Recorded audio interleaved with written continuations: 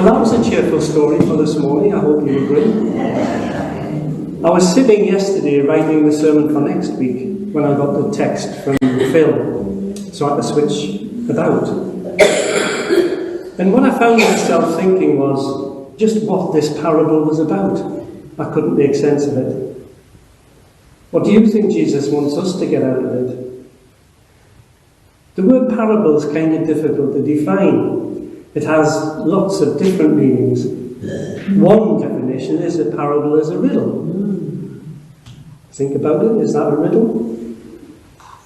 There is some puzzle to be solved, but the thing about Jesus' parables is that just when you think you've got it, the trapdoor opens and you fall through it into a deeper level of mystery. And Jesus spoke in parables a lot. As I sometimes do when I'm faced with this question, I go back to what we discussed when I was in training. And I came across a definition. I hope you're ready for this. A parable is a metaphor or simile drawn from everyday life, the meaning of which is sufficiently in doubt to tease the imagination into thought. I hope you all got that, because I'll ask you questions about it. Even in the strange world of parables, the one we are looking at today, I think, is odd. What I mean is, most of Jesus' parables are about things we know about or can understand. A farmer sowing his seed in a field. A woman searching for a missing coin. A young man saying to his father, "I'm sick of farm life, give me my inheritance, I want to go off to the city and enjoy myself." We can all understand that. It's about life. In fact, another one of the definitions for a parable is that it's an earthly story with a heavenly meaning. Well, the parable we're looking at this morning, in fact, doesn't take place in this world, but in the other world. You might even say that instead of being an earthly story with a heavenly meaning, it's not even a heavenly meaning, is it? It's actually a hellish story. The action in this parable comes from the bowels of Hades. What happens in the story is that there's a rich man. We don't know his name, but we know how he lives. He wears lovely clothes and he eats whatever he wants, whenever he wants. And right outside his door, right at the gate, is a desperately homeless man. He's so desperately hungry that he would love just to feed off the crumbs from the rich man's table. But there's no indication that the rich man ever noticed the man, ever saw him or paid attention to him. They only live a few feet apart, but they live in entirely different worlds. But then, as is so often the way with Jesus' parable, there's a sudden reversal. Lazarus dies and is taken by the angel into what a number of translations call the bosom of Father Abraham. It's an old Jewish phrase meaning right into the family of God, right next to the heart of God.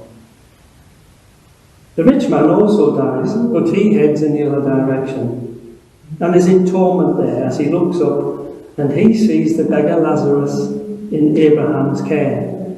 And he cries out, "Father Abraham, please, I'm in agony. Send Lazarus with some water to cool my tongue."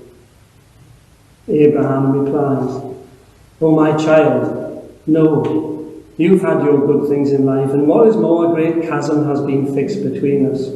You can't come to us, and those who would come to you can't. It's too late." What does Jesus want us to get from this riddle, this parable? Well, a good many New Testament scholars agree that this story fits beautifully into the major theme of all of Luke's Gospel. And that's the theme of the age-old battle between the haves and the have-nots, the rich and the poor. They have no one else to stand with them. The poor have no one else to stand with them, so God does. And that's true. If we read through the Gospel of Luke with open eyes, there's more stuff in this Gospel on economic justice and injustice than almost anywhere else in the Bible. The theme is so strong that you get the feeling that every time Luke uses the word rich, he does so through clenched teeth. Before the story of the day, Jesus had already had a disagreement with the local religious leaders, and he tells them, "Let me tell you what's wrong with you. You think you can serve two gods, God and money. Well, you can't. They are two rival gods and they both want your soul. So what's it going to be? God or money?" So maybe this parable is the tragic story who went in the wrong and made the wrong decision. And if that's what Jesus wants us to get from this, there's something about that many of us might actually find satisfying. But there are only two things that keep me from stopping there. The first is the chill of recognition. I don't think of myself as a rich man. But if you look at me in relation to the population of this world, I'm right there in the top of the pyramid. Do you remember the things I told you a few weeks ago about where we fit into that?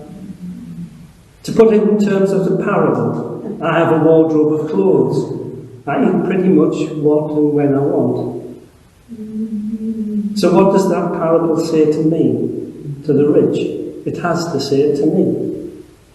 And the other thing that stops me from stopping there, no sooner had Jesus told this parable than if we just follow it through from the verses we've read today, he gets back on the road to Jerusalem and which takes him to a town in Jericho where he meets a really rich man.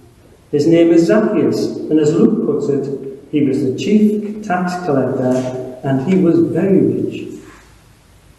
He wanted to see Jesus as well, so he climbed into a sycamore tree, and when Jesus passed under the sycamore tree, he looked up and said, "Come down, Zacchaeus, I want to stay at your house." And before that day was over, Zacchaeus was dancing for joy, and Jesus was saying, "Today salvation has come, even to this man.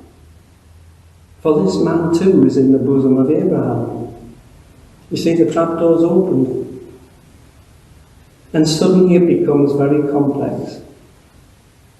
So what is the parable about? It's about wealth and poverty, yes, but it's something even deeper.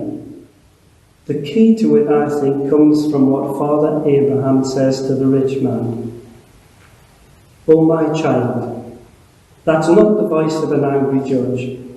That's the voice of a heartbroken parent. "Oh, my child, a great chasm has been fixed between us. Those of us who would come to you can't." I think the one thing this parable is about is that every now and then God opens a door or a window of opportunity and blessing. An opportunity to be part of what God is doing in the world. And sometimes we take the opportunity and sometimes we don't. And when we don't, the window closes or the door closes and it's too late. Lazarus, the blessing of God disguised as a beggar. The rich man needed Lazarus a lot more than Lazarus needed the rich man, and he missed it. He was too preoccupied, too turned in on himself, too numb to the possibility that God might be trying to break through in an unexpected way with a blessing for his life. What is God ready to bless you with? We need to be ready. We don't want to miss it. Amen.